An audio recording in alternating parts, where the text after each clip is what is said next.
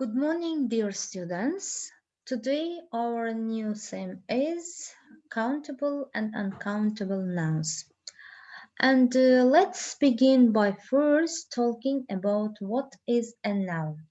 So, a noun is a word that is a person.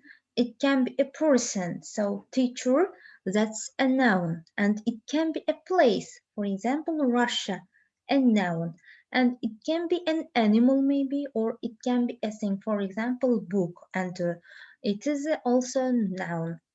And nouns are answered to the questions what, where, and who.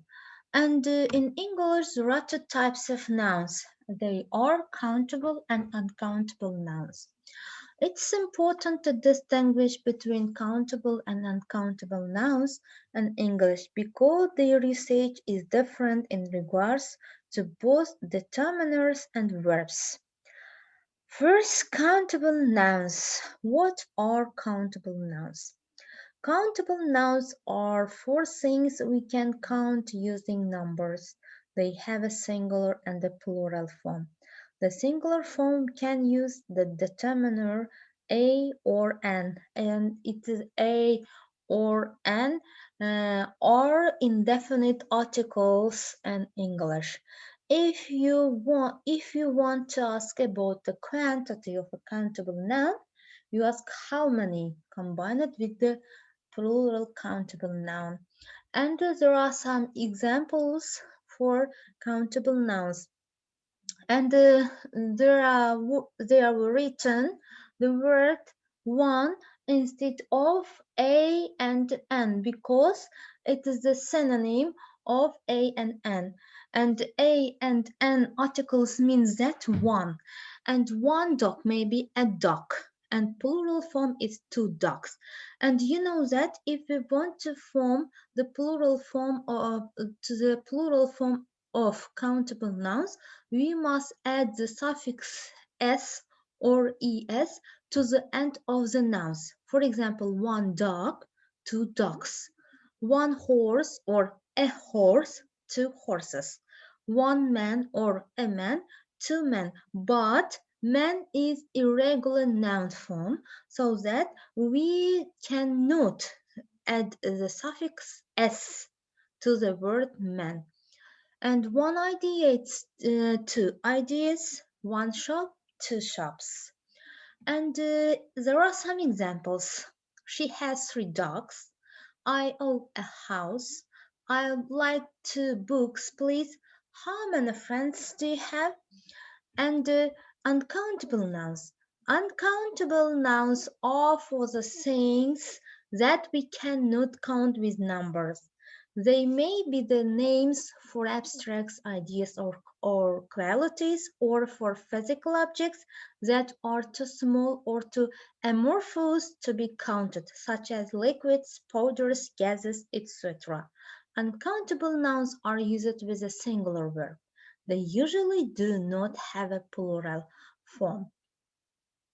And the next is there are some examples. They are tea, sugar, water, air, rice, knowledge, beauty, anger, fear, love, money, research, safety, and evidence. And we cannot use a and with these nouns to express a quantity of an uncountable noun. Use a word or expression like some, a lot of, much, a bit of, a great deal of, or else use an exact measurement like a cup of, a bag of, a kilo of, uh, a liter of, a handful of, a pinch of, an hour of, a day of. And there are some examples. There has been a lot of research into the causes of this disease. He gave me a great deal of advice before my interview. Can you give me some information about countable nouns? He didn't have much sugar left. Measure 1 cup of water, 300 grams of flour, and 1 teaspoon of salt, And if you want to ask about the quantity of an uncountable noun, you ask the question how much? How much rice do you want? And the positive structure is countable nouns. As we mentioned above, to count or quantify an uncountable noun, we use a unit of measurement, a measure word. For example, we cannot usually say 2 breaths because breath is uncountable. So, if we want to specify a quantity of bread, we use a measure word such as loaf or slice in structure like 2 loaves of bread or 2 slices of bread. We call this structure a positive structure. We can use the same uncountable noun in different positive expressions with different meanings. For example, a loaf of bread and a slice of bread are positive expressions with different meanings. A loaf of bread is what we call a whole unit of bread that we buy from a baker. A slice of bread is what we call a smaller unit of bread after it has been cut from a loaf. Here are some more examples. Don't forget to buy a bag of rice when you go shopping. Can I have 1 cup of coffee and 2 cups of tea? The police found some items of clothing scattered around the floor. I need a truck that will take at least 3 pieces of furniture. You would think a tablespoon of honey would be more than enough. Some tricky spots. Some nouns are countable in other languages, but uncountable in English.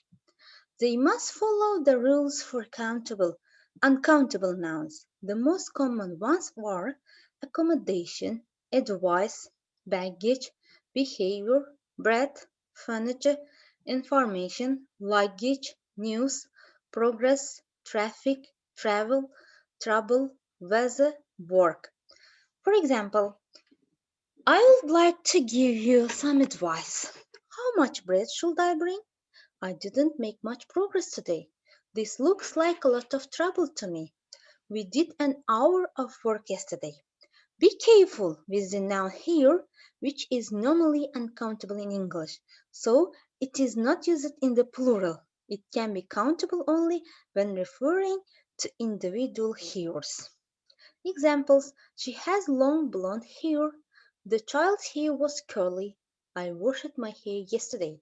My father is getting a few gray hairs now. Refers to individual hairs. I found a hair in my spoon. Refers to a single strand of hair. Some nouns in English can be used as both uncountable and countable, usually with a difference in meaning. For example, the word iron. Iron is the first meaning is material. They tried to change iron into gold. In this sentence, iron is uncountable.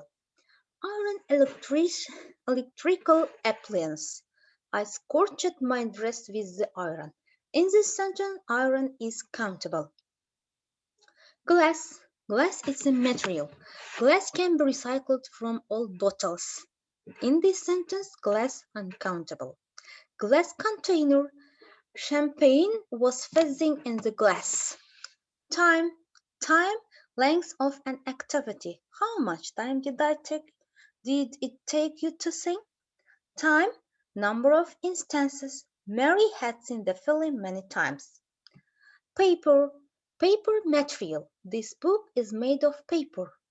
Paper, a report or essay. He wrote a paper on grammar.